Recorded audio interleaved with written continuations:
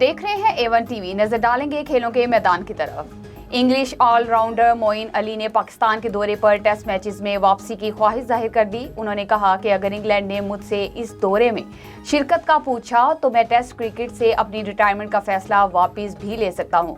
मोइन अली ने गुज़िश्ता सितंबर में तवील फॉर्मेट को खैरबाद कहने का ऐलान कर दिया था। ताहम अब वो नए हेड कोच ब्रेंडन मैककलम के कीवीज के खिलाफ हालिया सीरीज में असरात देखने पर फैसला तब्दील करने का सोच रहे हैं। दौरान कमेंट्री उन्होंने इंकशाफ किया कि वो रवां बरस मौसम सरमा में पाकिस्तान का दौरा करने को भी तैयार होंगे।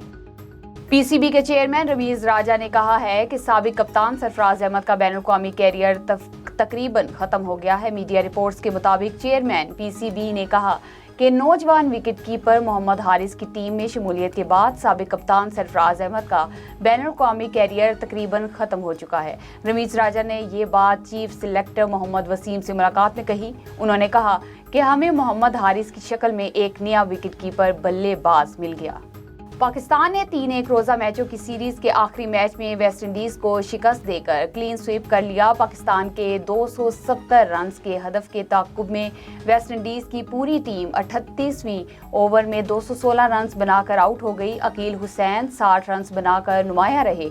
पाकिस्तान ने मुकर्ररा 48 ओवर्स में 9 विकेटों पर 269 रन बनाए। ऑलराउंडर शादाब खान 86 और इमामुल हक 62 रन बनाकर नुमाया रहे।